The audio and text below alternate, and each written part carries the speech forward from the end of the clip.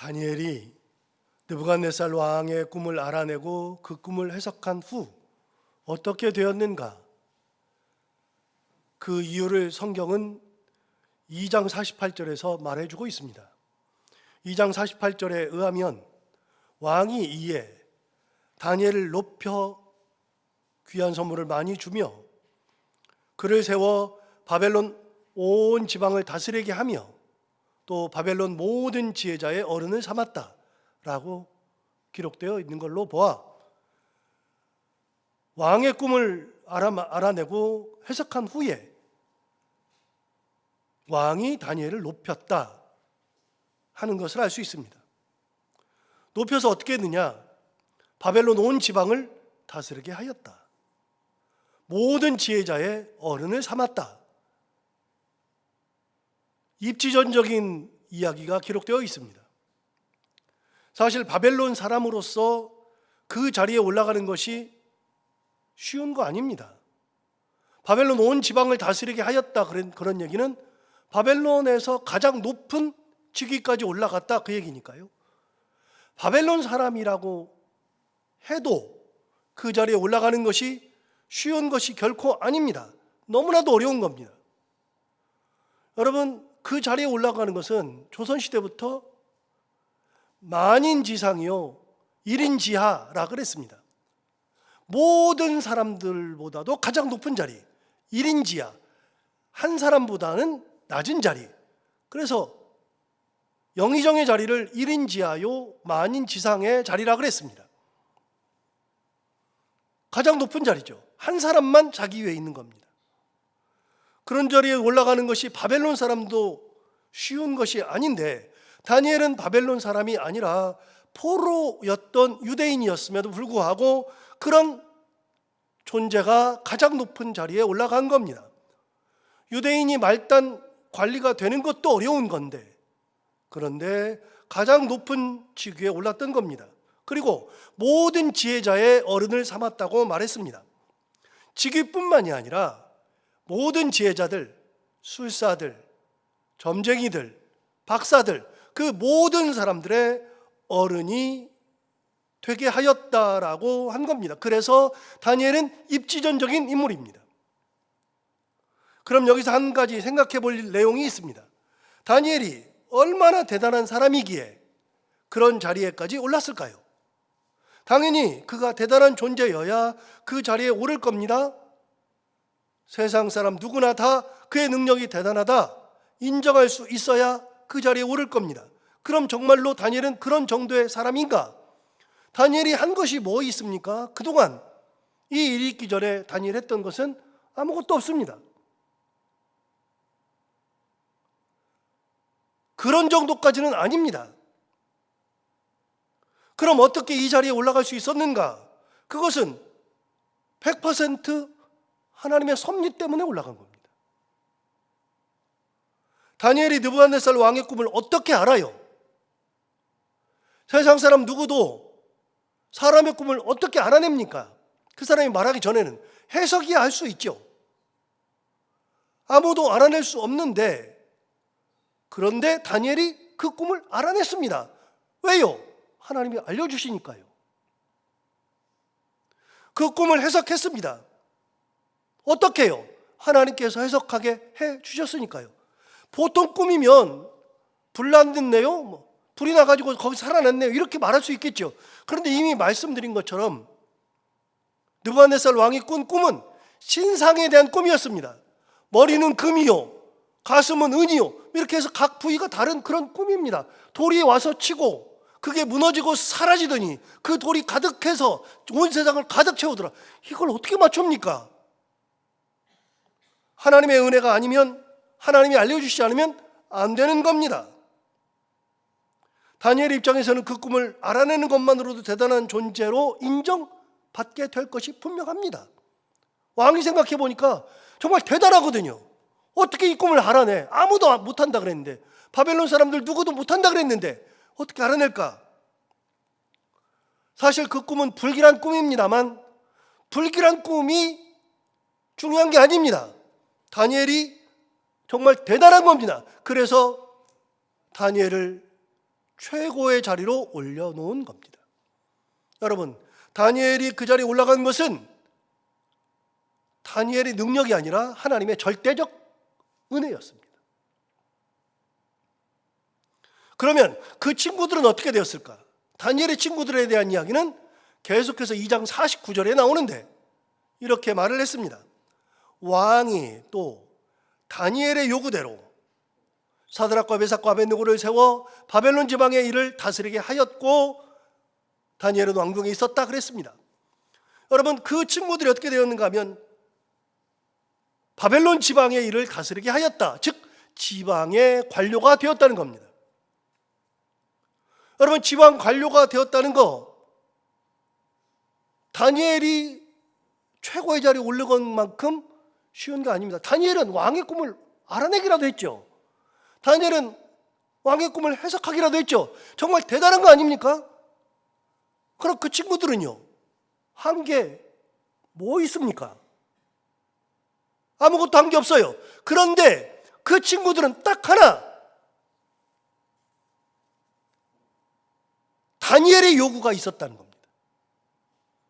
다니엘이 이 친구들을 지방을 다스리는 관료로 해주십시오라고 하는 요구가 있었다는 겁니다. 그 요구를 들어준 겁니다. 저도 사람을 천거하기도 하고 천거받기도 하는데요, 천거한다 그래서 다 들어줍니까? 여러분, 천거받는다고 다 들어줍니까? 느부갓네살에게 있어서 다니엘은 참 특별했나 봅니다. 그가 요구하는 것은 그냥 들어줬습니다. 자기와 같은 3명의 유대인들을 천거했는데 바벨론 사람이 아니라 유대인을 천거했는데, 포로 유대인 천거했는데 그 천거를 그냥 아무 말 없이 들어줬습니다. 그럼 여기서 또 한 가지 생각해 봐야죠. 아까처럼 또 생각해 봐야죠. 다니엘의 세 친구들은 뭐가 그리 대단해서 그 자리에까지 갈 수 있었을까요? 다니엘 역시 하나님의 은혜로 올라갔는데 다니엘의 세 친구들은요, 여러분, 다니엘의 세 친구는 하나님의 역사 아니라 다니엘의 요구에 의해서 올라간 겁니다. 여러분, 다니엘이 그 자리에 올라간 것이 하나님의 은혜인데 그 친구들을 천거했다 그래가지고서 그냥 들어주는 것은 말도 안 되는 거지만 다 들어줘요. 왜요? 다니엘을 이미 100% 신뢰, 다니엘을 이미 최고의 사람으로 인정했기 때문에 다니엘의 요구는 당연히 들어주는 겁니다. 즉 다니엘이 그 말을 했던 것은 다니엘이 했던 것이 아니라 하나님께서 다니엘을 통해서 역사하시는 거죠.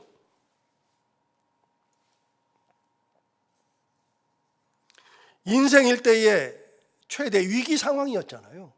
다 죽어야 되잖아요.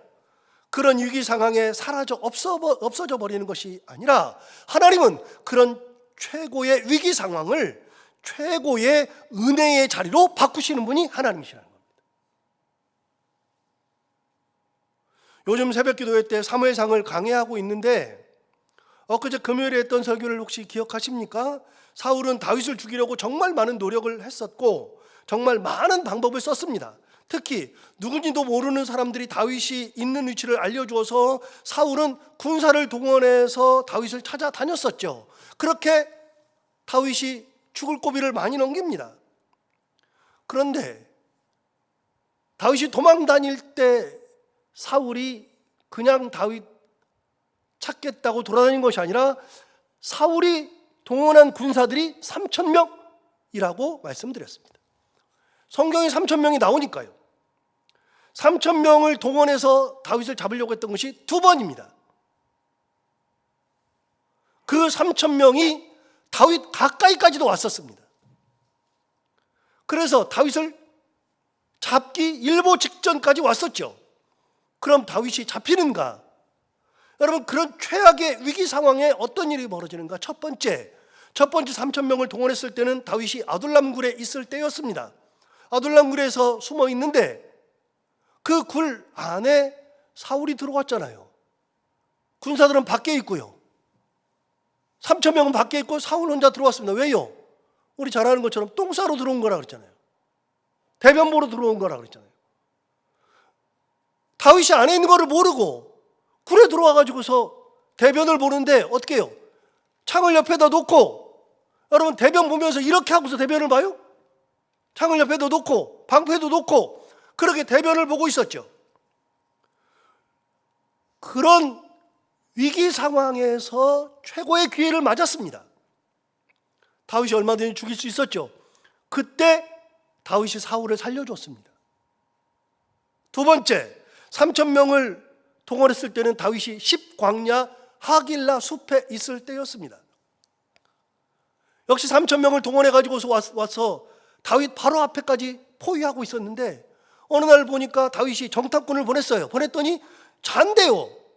사람들이 잔대요.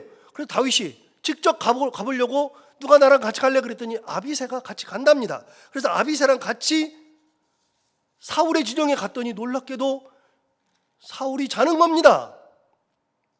자기가 가지고 있는 창을 꽂아놓고 잠들어 있는 겁니다. 더 놀라운 것은 사울을 지키고 있는 군사들도 다 잠들어 있는 겁니다. 3,000명이 다 잠들었습니다. 여러분 이게 가능한 것이 아니라 그랬잖아요. 어떻게 3,000명이 다 잡니까? 그런데 싹 다 잠들었습니다. 도대체 말이 안 되는 일이 일어났죠. 어떻게 이런 일이 가능한가? 성경 사무엘상 26장 12절에서 그 답을 정확하게 주고 있습니다. 사무엘상 26장 12절에서 이렇게 말합니다. 다윗이 사울의 머리 곁에서 창과 물병을 가지고 떠나가되 아무도 보거나 눈치채지 못하고 깨어있는 사람이 없었으니 왜 그러느냐? 이는 여호와께서 그들을 깊이 잠들게 하셨으므로 다 잠들어 있었기 때문이었더라. 3,000명이 어떻게 다 잡니까? 아니 말이 안 되잖아요. 한 명은 깨어 있겠죠? 아니요, 다 잤어요. 왜요? 하나님께서 여호와께서 그들을 깊이 잠들게 하셨으므로 다 잠들어 있었기 때문이었더라. 성경 놀랍지 않아요? 여러분 어떻게 3,000명이 다 잘 수 있을까? 간단해요. 하나님이 재우시면 되는 거거든요. 여러분 다 잤어요. 3,000명이 다윗 잡아 죽이는 것이 눈앞인데 다 재우는데요. 어떻게 다윗을 잡습니까? 여러분 다윗이 아둘람굴에 있었는데요. 거기에 숨어 있었는데요. 그런데 다윗이 거기 숨어 있는 줄도 모르고 거기로 똥 싸러 들어오는 사울, 얼마나 웃겨요. 그런데요, 그때가 언제냐? 다윗이 죽을 고비를 그렇게 크게 2번 넘기는데 그때가 언제냐? 사울이 3,000명 동원해서 가장 힘이 셀 때, 다윗이 절체절명의 위기에 있었을 때, 그때 하나님께서 절체절명의 위기를 다윗이 사울을 얼마든지 죽일 수 있는 기회로 바꾸셨는데 다윗은 그걸 하나님 앞에 돌려드리는 것으로 바꾼 겁니다. 여러분 절체절명의 위기가 오면 그리스도인들이 끝나는가? 내 인생이 끝나는가? 우리 집이 끝나는가? 여러분 어떤 어려움이 와도, 절체절명의 위기가 와도, 인생 일대의 위기가 와도, 그런 위기 속에서 가장 최악의 위기라도 하나님께서 역사하시면 가장 최악의 위기가 가장 최고의 은혜의 기회로 바뀐다는 겁니다. 다니엘과 세 친구들의 이야기는 일반적으로 설명하기가 너무나도 어렵습니다. 이거는 말이 되지 않는 겁니다. 하나부터 열까지 다 그렇습니다. 여러분 어느 날 느부갓네살 왕이 유대인 포로들 중에서 이 포로들을 끌어왔는데 이 포로들이 다 왕족이요 귀족이니까 이 사람들은 원래 교육이 잘 돼 있는 사람들이니까 자식들도 머리가 똑똑하고 괜찮을 것 같아. 그럼 어느 날 갑자기 자기 생각한 거예요. 그들 자식들 중에서 데려다가 교육을 시키면 이 아이들이 나중에 우리 바벨론에서 큰 관료가 되고 정말로 괜찮은 아이들이 되겠다. 좋은 관료를 쓰겠다. 그래서 어느 날 갑자기 걔네들 모아가지고 3년 교육시켜봐. 그 말을 한 거예요. 이걸 어떻게 설명할 거냐고요. 신하들이 얘기하면 안 들어주겠죠. 근데 어느 날 왕이 그 생각을 번뜩 한 겁니다. 번뜩 하고 나니까 왕이 명령한 거예요. 직권으로 명령한 거예요. 교육시켜라. 그래서 다니엘이나 세 친구들이 뽑힌 겁니다. 거기 뽑혀갔던 다니엘이 나는 왕이 주는 음식을 먹을 수가 없다. 왜요? 율법이 어긋나니까요. 그래서 채식을 하게 됩니다. 이거 채식하는 것을 누가 받아줘요? 환관장이 받아줘요. 여러분, 환관장이 그 얘기 들으면 죽여야 되잖아요. 이 미친놈이라 그러잖아요. 야, 너 정신없는 놈이라 그래야 되잖아요. 그런데 그렇게 안 해요. 감옥에 넣지 않잖아요. 죽이지 않잖아요. 그거를 들어요. 어떻게 해요? 여호와께서 환관장에게 은혜를 받게 하신 거잖아요. 설명이 안 되잖아요. 그런데 하나님이 역사하시면 어느 날 느부갓네살에게 그런 방법을 싹 주시면 나도 모르게 자다가 번뜩 생각이 드는 겁니다. 애들을 모아서 교육시키면 되겠네. 하나님이 그 생각을 넣어주시면 되는 거예요. 넣어주시면. 환관장에게 은혜를 받게 하시면 되는 거예요. 말도 안 되는 말을 하는데 환관장에게 은혜를 딱 주시면 그 말이 그럴듯한데? 야, 그래도 너희들 안 돼. 그렇게 했다가 나 큰일 나. 너희들 했는데, 그런데 너희들 살이 빠지고 완전히 이상해지면 어떡하니? 그랬더니 다니엘이 얘기하는 거예요. 10일만 한번 시험 삼아 해보시죠. 10일을 해보고 만약 우리가 그렇게 되면 우리도 그만두고 그 왕의 명령을 따르고 10일 있어도 괜찮아지면 그때 계속하게 해주시죠. 그랬더니 10일 동안 해봤더니 더 괜찮아지는 거예요. 3년을 그렇게 한 거 아닙니까? 3년이 지난 다음에 왕 앞에 섰을 때 왕이 그들을 봤는데 얘네들이 가장 똑똑해요. 어떻게 해요? 하나님께서 다니엘과 세 친구들에게 뭘 주셨어요? 지혜를 주시니까요. 학문을 주시니까요. 은혜를 주시니까요. 다니엘이 왕의 꿈을 알아내는 것도 하나님의 역사요. 해석하는 것도 하나님의 역사요. 다니엘의 요구를 들어주게 하는 것도 하나님의 역사요. 하나부터 열까지 다니엘은요, 가장 최악의 순간 포로로 끌려갔는데 그 이후로부터 되어가는 모든 것들을 보면 하나님께서 하나부터 열까지 다 역사하시더라. 그런데 그 역사가 뭐냐? 최악의 상황에서 임하시는 하나님의 최고의 은혜의 역사. 그래서 예수 믿는 사람들은요, 우리들은요, 최악이 없어요. 사람들이 생각할 때는 최악이죠. 그런데 하나님은 최악이 없어요. 인간이나 최악이 있죠. 인간이나 최악의 순간에 내가 아무것도 못하죠. 하나님은 역사하시는데요. 하나님은 하시는데요. 하나님은 어떤 분이에요? 하늘의 창을 내서, 창문을 열어서 만나를 내리시는 분이 하나님이시잖아요. 늦은 비와 이른 비를 내리시는 분이 하나님이시잖아요. 다윗이 얘기했잖아요. 1000만인이 내 옆에서 100만인이 내 옆에서 쓰러질지라도, 여러분 다 쓰러져도 나는 여호와로 인하여서 아무런 문제가 안 돼요. 그걸 언제 노래했어요? 나중에 죽기 전에 평생을 전쟁했던 다윗이 마지막 순간에 했던 노래가 1000만인이 100만인이 내 옆에서 다 쓰러질지라도 그래도 나는 여호와를 의지하리로다. 그때까지 다윗은 살아남았거든요. 어떻게 해요? 하나님의 은혜로요. 여러분, 광야 나가면 최악이에요? 광야 나가면 죽음이냐고요? 아니요. 광야 나가도 괜찮아요. 하나님이 함께 계시면. 그래서 항상 드리는 말씀이지만 다윗이 시편 23편에 했었던 말씀 중에 내가 사망의 음침한 골짜기로 다닐지라도 해를 두려워하지 않을 것은, 그 다음에 뭐라 그랬어요? 주께서 나와 함께 하심이라. 사망의 음침한 골짜기, 그 최악의 순간이죠. 여러분, 사망의 음침한 골짜기를 다니면 당연히 사망이에요. 그런데 다윗이 얘기했어요. 내가 사망의 음침한 골짜기로 다닐지라도 해를 두려워하지 않을 것은 주께서 나와 함께 하심이라. 하나님이 함께 계시는 겁니다. 그래서 다니엘이 최고까지 올라가는 거예요. 다니엘이 뭐 했어요 도대체? 다니엘이 뭘 했냐고요? 전쟁해가지고 뭐 승전을 했어요? 뭘 했어요? 아무것도 안 했어요. 다 죽게 생겼는데 하나님이 꿈을 가르쳐준 게 전부 다예요. 꿈을 해석하게 하신 게 다예요. 하나님께서 알려주신 거 가지고 그냥 한 거예요. 그래서 예수 믿는 우리는 어느 순간이 되어도 좌절할 필요가 없어요. 어느 순간이 되어도 당황할 필요가 없어요. 하나님의 은혜가 있으면 최악이 최고의 은혜의 순간으로 바뀐다는 믿음을 가지고 가면 돼요. 이런 은혜를 입었던 그들의 앞날, 자, 은혜 입었잖아요. 그러면은 은혜 입었으니까 그들의 앞날은 어떨까요? 정말 탄탄대로만 딱 앞에 있는 것 같죠? 여러분, 은혜를 입었으면, 내가 하나님의 은혜를 입어서 지금 이렇게 됐어요. 그러면 내 인생은 그 다음에는요 탄탄대로예요? 아무런 문제가 없어요? 근심, 걱정, 어려움, 여러분 시험, 역경 이런 거 없어요? 아니요. 그 다음에 또 와요. 그런 거 있어도 또 온다고요. 그런 어려움이 있을 때 그러면 어떻게 헤쳐나가느냐? 그 답이 오늘의 답 아닙니까? 오늘의 본문 아닙니까? 오늘 본문은 바로 그런 얘기를 하는 겁니다. 지방 관료가 된 세 친구들에게 닥치는 위기, 고난, 시험이죠. 어떻게 해결해야 되는가? 그 고난의 시작은 이렇습니다. 어느 날 느부갓네살 왕이 신상을 세웠습니다. 금으로 만든 신상을 세웠는데 높이가 27m입니다.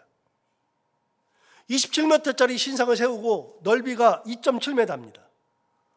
그러니까 제 키보다도 넓이가 더 커요. 더 길어요. 제가 175인데 2m 70이니까요. 엄청나게 넓은 이런 큰 이 정도 되는 이거보다 훨씬 더 크죠.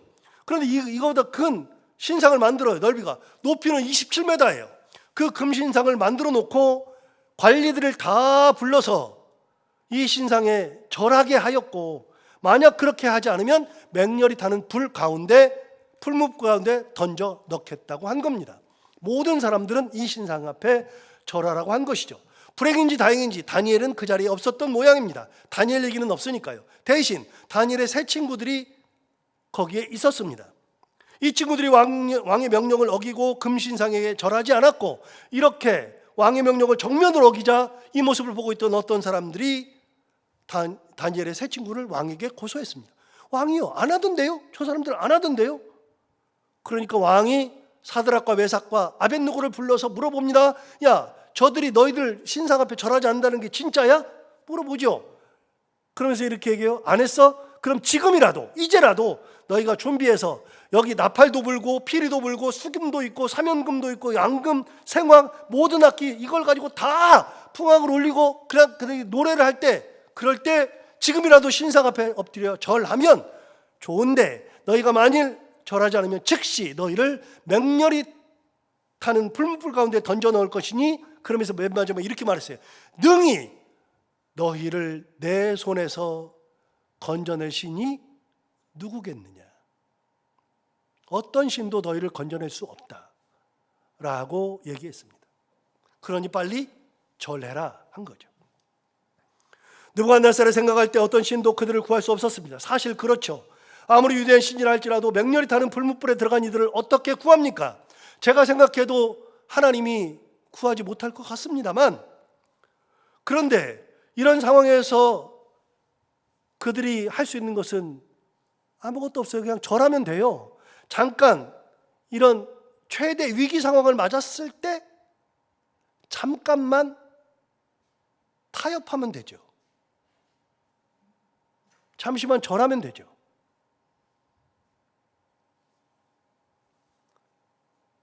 그들이 신앙이 없는 것도 아니고 신앙이 있는데 그냥 절한다 그래서 무슨 신앙이 큰 문제가 생기나? 그럴 수 있겠죠. 이런 갈등은 얼마든지 있습니다. 다니엘의 세 친구뿐만 아니라 인류 역사상 이런 갈등은 얼마든지 많았습니다. 우리의 예를 들면 일제강점기 때 예수 믿는 사람들 다 불러 모아놓고 신사 참배하라 그랬습니다. 웬만한 분들 다 했습니다. 목사들 다 했습니다. 그러면서 뭐라 그랬어요? 신사는 종교가 아니요, 이렇게 말했습니다. 아니요, 다 알았습니다. 알면서도 이건 종교도 아니다, 이건 신도 아니다, 그렇게 자기 합리화 막 시키면서 싹 다 했습니다. 그때 안 했던 사람 몇 명 안 됩니다. 여러분, 일본에 가보면 일본에 엔도 슈샤쿠라고 하는 사람이 있는데, 이 사람이 기독교 작가인데 엔도 슈샤쿠가 침묵이라는 소설을 썼습니다. 침묵이라는 소설은요, 기독교 고전 중에 굉장히 중요한 책입니다. 침묵이라는 책은 포르투갈 2명의 선교사가 일본에 가가지고 일본에서 선교하던 토요토미 히데요시 당시에, 그러니까 1500년대 말 1600년대 초죠. 토요토미 히데요시, 그러면 이 사람이 임진왜란 일으킨 사람이 토요토미 히데요시 아니에요? 토요토미 히데요시 당시에 그때 선교하던 사람들이 포르투갈 선교사 2명입니다. 그 사람들이 일본 가서 복음을 전파하다가 토요토미 히데요시가 훗날 마음이 변해서 그래서 예수 믿는 사람들을 핍박하기 시작했습니다. 그때 일본에 예수 믿는 사람들이 얼마나 많았냐면 임진왜란을 일으켰을 때 임진왜란 때 왔던 군사들 중에 오다 노부나가라고 제1선봉장이 있습니다. 그러니까 그 임진왜란 때 왔던 그 군사들이 선봉대, 1대, 1중대, 2중대, 3중대 뭐 이런 식으로 있잖아요. 제 선봉대, 가장 선봉에 섰던 사람들이 오다 노부나가라고 하는 사람이 있는데 이 사람이 제가 오다 노부나가 아닌지도 모른다는 생각이 갑자기 드는데 아무튼 이 사람이 가장 앞에 서 있던 선봉장이었는데 그 사람이 자기네 군사를 이끌고 왔는데 자기네 군사의 기가 뭐냐? 기가 십자가입니다. 임진왜란 때 왔던 선봉장의 기가 십자가입니다. 그 사람이 실제로 예수 믿는 사람이었고 그 다음에 거기에 종군 신부가 따라왔습니다. 우리말로 하면 군종이죠. 그런 정도로 예수 믿는 사람들이 많았는데 풍신수길이 핍박하기 시작했어요. 그 다음에 도쿠가와 이에야스가 그 다음에 완전히 다 척살해가지고 일본의 기독교인들이 씨를 말립니다. 그때 이야기가 침묵이라는 소설에 나옵니다. 그 침묵이라는 소설에서 배교를 하게 하기 위해서 어떻게 하느냐? 그 책에 보면 놀라운 일들이 참 많습니다. 뭐 여러 가지를 합니다. 시간 관계상 그런 얘기를 깊이 못하지만 침묵이라는 소설은 나중에 뭐 한번 얘기할 기회가 있겠죠. 그런데 그때 배교하도록 했던 방법 중에 하나가 예수님의 형상을 놓고 밟고 지나가라. 지나가면 되잖아요. 타협하면 되잖아요. 지나갔던 사람들이 있었습니다. 안 지나간 사람들이 있었습니다. 여러분, 그렇게 타협하는 사람들 많습니다. 우리 일제강점기 때도 그랬고요. 침 뱉으라 그랬어. 형상에다 침 뱉기도 하고 막 그렇게 해서 다 걸러냈습니다. 여러분, 다니엘의 세 친구들은 그냥 그렇게 하면 되는 겁니다. 그런데 타협하지 않았습니다. 정도를 걸었습니다. 그리고 그들이 정도를 걸으면서 했던 말이 3장 17절 18절에 나오는데요. 이렇게 말했습니다.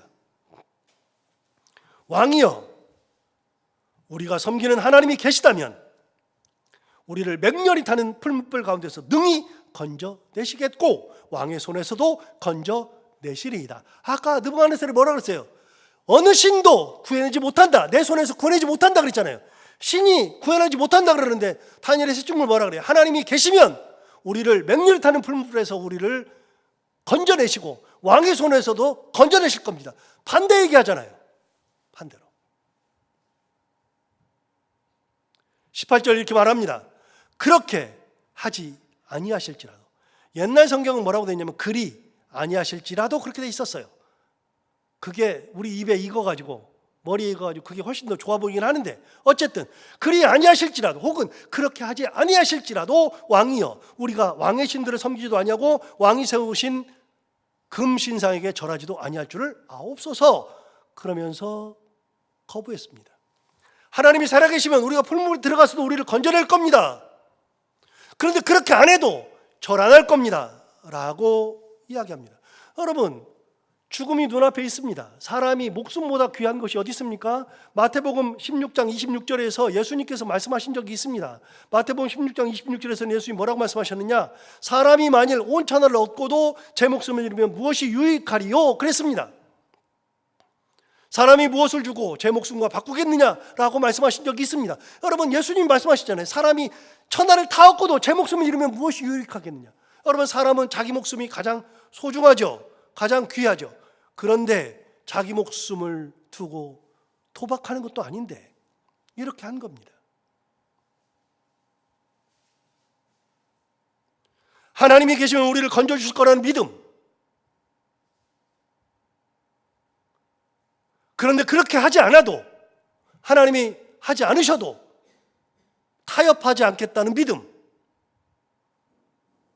그 믿음을 가지고 있었던 겁니다. 여기서 잠깐, 항상 말씀드리지만 기도의 응답은 네 가지가 있다고 말씀을 매번 드립니다.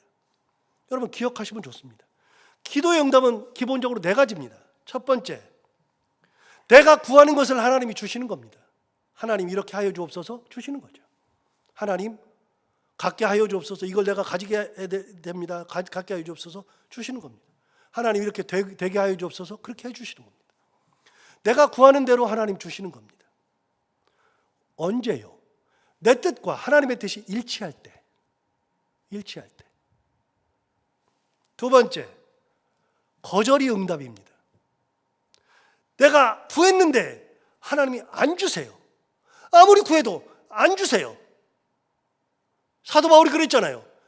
병이 낫게 해달라 그러는데 하나님이 안 낫게 해주세요. 다른 사람은 낫게 해주는데 자기는 정작 안 나아요. 그래서 또 기도해요. 하나님 왜 안 들어주세요? 병 낫게 해주세요. 안 들어줘요. 세 번째 낫게 해주세요. 그러니까 하나님 뭐라 그러세요? 내 은혜가 너에게 족하다 그랬어요. 왜요?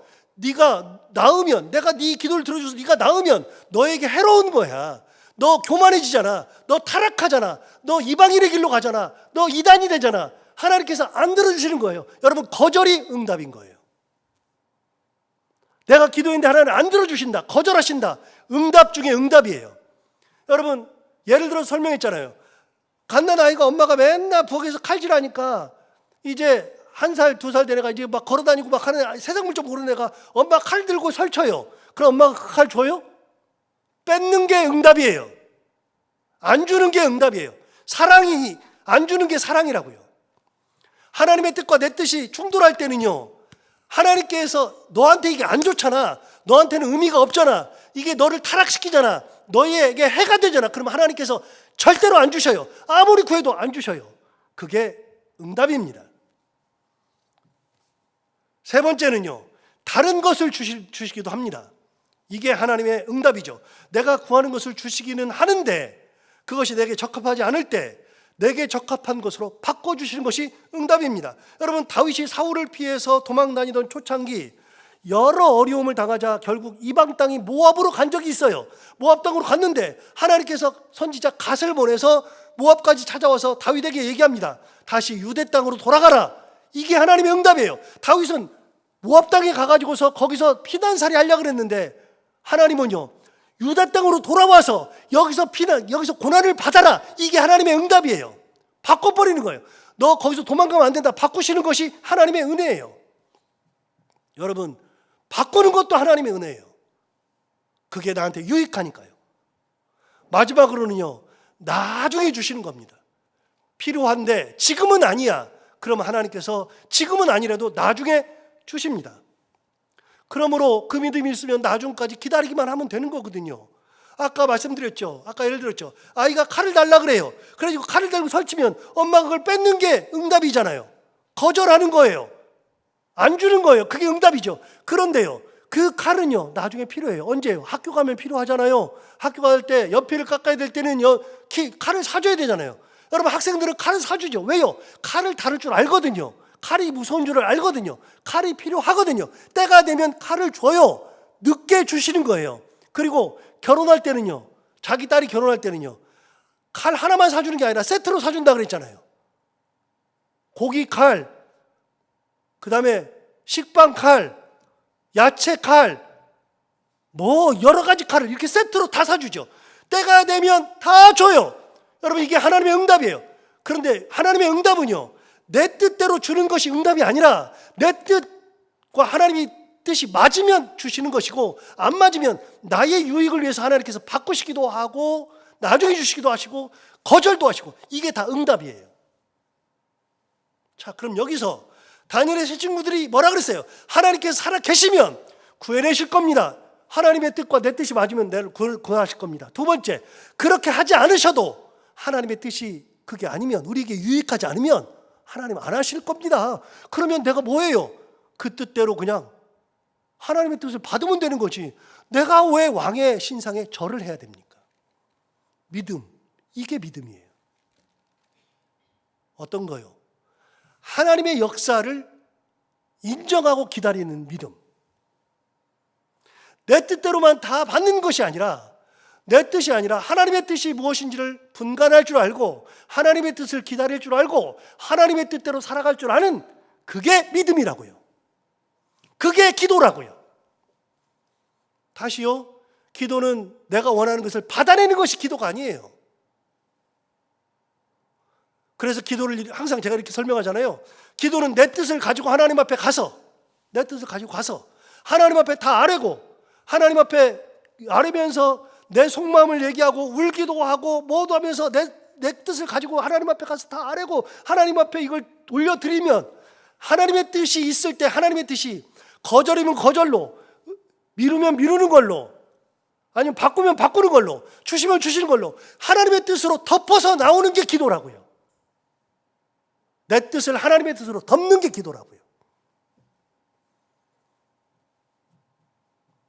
다니엘의 세 친구들이 그렇게 했잖아요. 하나님의 살아계시면 당연히 하나님께서 구원하실 거다, 건져내실 거다. 믿음이죠. 그렇게 하지 않으셔도 하나님의 뜻은요, 구해내야만 하나님이 아니라 안 구해내셔도 나에게 유익하면, 내가 순교하는 것이 유익하면 순교의 길을 가게 하시는 거예요. 여러분, 순교할 때 누가 순교했어요? 스데반 순교했어요. 12사도 중에서는요, 야고보가 1호 순교자예요. 야고보가 누굽니까? 예수님의 3대 제자 중에 한 명입니다. 베드로, 야고보, 요한, 그 중에 야고보입니다. 야고보가 1호 순교자예요. 여러분, 가장 사랑했던 3명 중에 한 명이 1호 순교자가 됐어요. 그게 하나님의 뜻이면 그 길을 가는 거예요. 그 길을. 내 뜻으로 하나님을 끌고 다니는 게 아니라 하나님의 뜻에 내가 은혜의 손을 붙잡고 하나님의 길을 가는 것이 신앙이라고요. 이게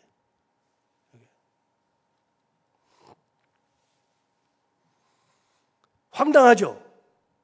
느부갓네살을 볼 때는 황당하죠. 말도 안 되는 소리를 했죠. 그러니까 어떻게 해요? 이것들이 그래서 풀무불을 7배 더 뜨겁게 하라 그랬습니다. 풀무불을 7배 더 뜨겁게 한 다음에 그들을 던지라 그랬어요. 그런데 성경에 나오잖아요. 붙잡고 있었는데 붙잡은 사람들이 다 타서 죽더라. 여러분, 그런 거 있잖아요. 불 옆에 가면, 불이 뜨거우면 옆에만 가도 막 불이 막 오잖아요. 타잖아요. 던지는 사람들이 다 타 죽어요. 그런데 다 던졌어요. 던졌는데 왕이 딱 보니까요, 거기에 들어갔던 3명이 멀쩡히 걸어다니네요. 걸어다니는데 한 명이 더 있네요. 4명이 걸어다니네요. 야, 저거 뭐냐? 던진 사람이 몇 명이냐? 3명입니다. 왜 넷이냐? 모릅니다. 그런데 4명 있는 거 보니까 분명히 저거는 자기 직감으로 아는 거예요. 하나님이 같이 계시는구나. 신이 같이 계시는구나. 던지는 사람이 다 죽는데 거기에 돌아다녀요. 그래서 왕이 나오라 그럽니다. 사드락과 메삭과 아벳네고가 나오너라 그랬더니 나왔어요. 나왔는데 가만히 보니까 성경에 분명히 나와, 이렇게 나와요. 상한 데가 아무 데도 없더라.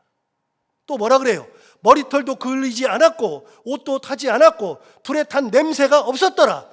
여러분, 이 청소 전문가들이요, 청소하러 오는데요, 불난 집 청소는요 특수양품을 써야 돼요. 그을린 거는요 냄새가 안 가셔요. 불난 거는 가시질 않아요. 아예 달라요. 그런데 머리털도 상하지 않고 그을리지 않고 옷도 타지 않고 불에 탄 냄새 자체도 없었더라. 이게 느부갓네살 고백이죠. 그래서 어떡하느냐, 이런 일을 다 경험하고 난 다음에 28절, 느부갓네살이 말하여 이르되 사드락과 메삭과 아벳네고의 하나님을 뭐 할지로다? 찬송할지로다. 자, 여기서 그 다음은 좀 이따 보기로 하고요. 느부갓네살이 말하여 이르되 사드락과 메삭과 아벳네고의 하나님을 찬송할지로다. 느부갓네살이 하나님을 찬송한대요. 그런데 하나 물어봐요. 만약에 이 일이 없었어요, 이런 풀무불에 들어갔다 나오는 일이 없었어요, 신상 만들고 이런 일들이 없었어요, 평소에요, 이 전으로 돌아가요. 느부갓네살이 어느 날 갑자기 사람들 다 앉혀놓고 사드락과 메삭과 아벳네고의 하나님을 찬송할지로다. 그래요? 야, 빨리 찬송하자. 그래요? 이 모든 일을 겪고 나니까, 그러니까 사드락과 메삭과 아벳네고가 나와가지고, 보셨죠? 내가 뭐라 그랬어요? 구한다 그랬잖아요. 보셨죠? 하나님 찬송하세요. 그래서 찬송해요? 누가 시켜서 해요? 어떻게 해요? 자기 스스로 하는 거예요. 하나님을 경험하고 나면, 은혜를 경험하고 나면, 살아계심을 경험하고 나면 누가 말하지 않아도 찬송해요. 우리가 신앙생활하면서 그러잖아요. 내가 하나님을 만나고 나면 누가 시킨 것도 아닌데 내가 하나님을 찬송해요. 내 입으로. 그냥 찬송해요. 자, 28절 다시 볼까요? 느부갓네살이 말하여 이르되 사드락과 메삭과 아벳느고 하나님을 찬송할지로다. 그러면서 뭐라 하냐면 그가 그의 천사를 보내사, 누가 시킨 것도 아니에요. 자기가 스스로 생각한 거예요. 하나님이 천사를 보내셨다. 그가 그의 천사를 보내사 자기를 의뢰하고 그들의 몸을 바쳐 왕의 명령을 거역하고 그 하나님 밖에는 다른 신을 섬기지 아니하며 그에게 절하지 아니하는 종들을 구원하셨도다. 아까 구원 못한다 그랬는데, 어느 누구도 구원 못한다 그랬는데, 신들도 구원 못한다 그랬는데 갑자기 바뀌었네요. 그 하나님이 천사 보내서 이 사람들을 구원하셨도다. 바뀌어요. 하나님 경험하면 바뀌어요. 30절 볼까요? 30절. 이게 정말 기가 막힌데요. 왕이 드디어 사드락과 메삭과 아벳느고를 바벨론 지방에서 그냥 뭐라고 그랬어요? 더욱 높이니라. 더욱 높이니라. 그렇지 않아도 지방 관료도 삼은 것도 대단한 건데, 여러분 사드락과 메삭과 아벳느고가 하는 게 뭐예요? 뭐 지방 관료로서 뭐 행정을 잘했어요? 성경에 나와요. 행정 잘했어요? 뭐 사람들에게 뭘 했어요? 뭐 날 높여달라고 했어요? 아니요. 뭐 한 것밖에 없어요. 신앙을 지킨 것밖에 없어요. 하나님 붙든 것밖에 없어요. 하나님 의지한 것밖에 없어요. 그런데 하나님의 길을 갔더니 하나님께서 그 어려운 절체절명의 위기 상황을 바꾸사 최고의 은혜의 순간으로 하나님의 역사가 일어나더라. 더욱 높이니라. 여러분, 왕이 높여줬어요. 그런데 여러분, 왕이 높인 거예요? 하나님이 높이신 거예요? 하나님이 높이신 거예요. 하나님의 역사가 이렇게 일어나더라. 오늘 설교를 들으면서도 저도 그렇지만 준비하면서도 은혜가 많이 됐어요. 제가 설교를 다시 준비하면서 은혜가 진짜 많이 됐어요. 신앙을 가지고 사는 사람들의 삶이 이런 거구나. 신앙을 가지고 살면 이런 하나님의 은혜가 일어나는구나. 순간순간 계속해서 하나님의 은혜가 계속 나타나요.